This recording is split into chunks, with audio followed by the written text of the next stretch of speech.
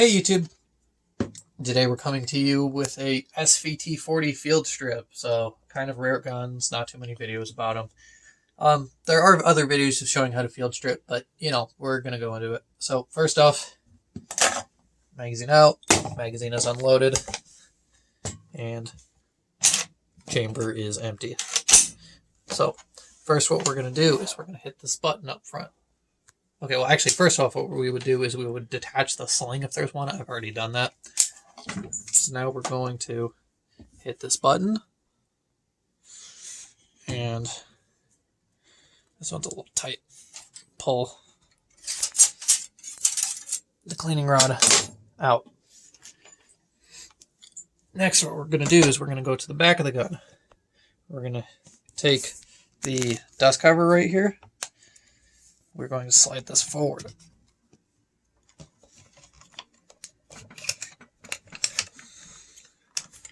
Okay, with that securely held forward, we're going to put our thumb right here and hold the weight of the dust cover. Then this will lift off.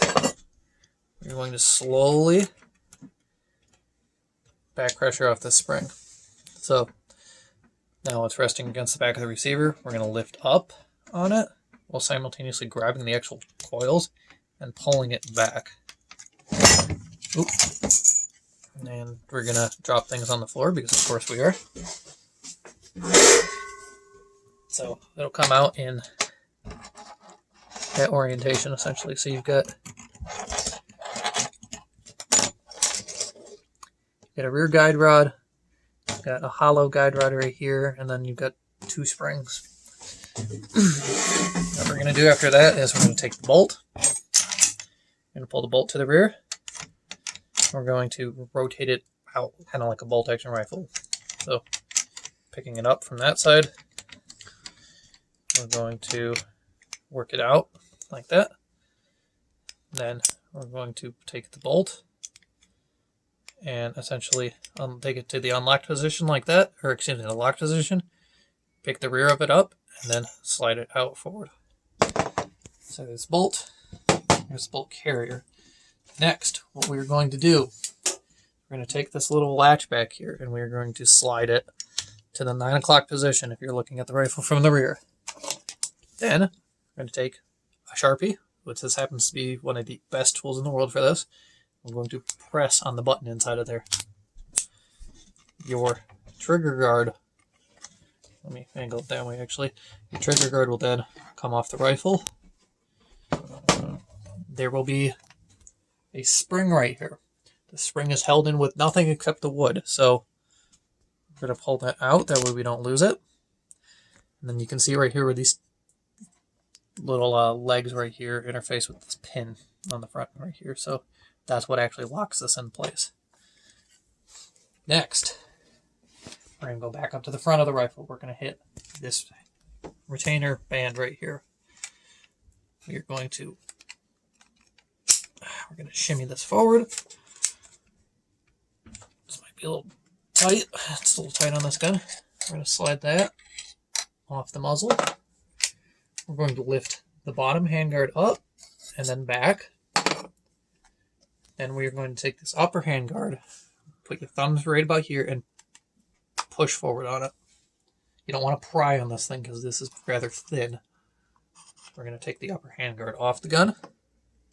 And now we're just left with the gas system. You can see how this operates. Short stroke gas tappet system. So with the piston forward, we're going to hold on to that. We're going to take the rod right here. We're going to pull this to the rear, lift up and out. And then this whole assembly will come out. We have a spring right here. Then we have the piston extension. So the piston extension might stay under the rear sight, so you're going to have to pull that out manually if it doesn't come free with the actual rod. Then after that, the piston comes off. So that's about it. For reassembly, what we're going to do is we're going to put the piston back on.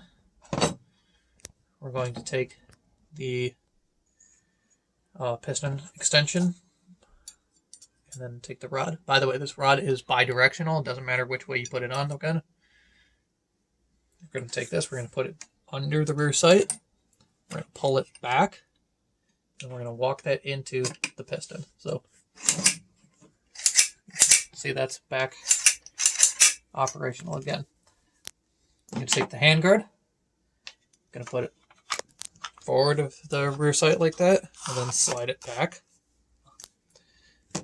We're going to take the upper heat shield. You can see where this has got a lip on it, and there's a couple tabs right here. These tabs need to go under that lip. So you can see how it dovetails in place, essentially, kind of, on each side, which keeps the front of it from coming off. Next, we're going to put the sling swivel back on. This sling swivel is bidirectional, so we can put it on this side of the gun, or we can put it on this side of the gun. Does not matter in the least. So if you want to set this up for left-handed or right-handed use, you can. We're going to press on that retainer. We're just going to slide this back. You'll hear it snap into place, and that's complete. Next, what we're going to do is we're going to put the trigger pack back in. So this button still should be rotated to the 9 o'clock position when you do this, or this cover rather. Also, I don't know if I can, my camera dude can get a shot. If you look through this, it lines up with the bore. That's how you would clean this gun with a rod. Because that button is actually a hollow piece. You can see all the way down through the bore that way. Might not come into the camera, but it might have. I don't know. At this point, the viewers know more than I do. Anyway, so what we're going to do is we're going to take the spring. We're going to put it back into the hole in the stock right there. And then these lugs right here, these pretty large pins, they need to interface with those notches. So what we're going to do is we're going to put that in, and then we're going to rotate it. We're pressing forward a little bit, and then it should drop right into place. We're going to put our hand on the bottom of the receiver right here, and then we're going to give the top of the trigger guard a real quick whack. We're going to pull on it, and it's retained. So next, we're going to take this button right here, or this cover. We're going to rotate that back down to the 6 o'clock position. We're going to take our bolt carrier and bolt. We're going to take these pieces, we're going to slide them together like this. Then put it into the unlocked position. Next, we're going to hold the carrier upside down, the bolt and carrier upside down, and we're going to rotate the rifle onto it. And then ride that forward. That's the best way I found of doing it, is you invert the rifle and you leave, basically you put everything together upside down. That way the bolt doesn't come loose. So after that, what we're going to do is we're going to reassemble. If it came apart, might not have, we're going to reassemble our guide rod assembly. Also, this piece will come out. This takes some force, but that's unlikely to come out. You just press it back in if it came out. Now what we're going to do is we're going to feed the open end of the spring in. Not with the guide rod. The guide rod goes to the rear. We're going to fish that back in. Then what we're going to do is we're going to manually push that whole assembly in place. And we're going to make this guide rod go inside of that guide rod. If that makes sense. So you want to be very careful so you don't bend the spring doing this. I know you can't see, but now this guide rod is inside of the other guide rod. We're going to keep pressing, and we're going to rest it on this part of the receiver just for a sec. That way I can reposition my hands. We're going to put my thumb behind this. We're going to push it forward until it's about there. And then it's going to interface with this little piece right here. So that goes in, and then you walk it back. That should be under the set of rails, and it should be retained. Next, I'm going to return our cleaning rod.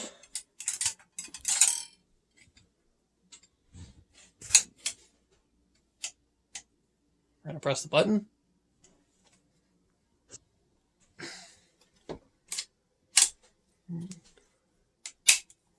It'll snap into place. Next, we would reattach our sling if we had one. You know what? Why not? We'll show that on camera.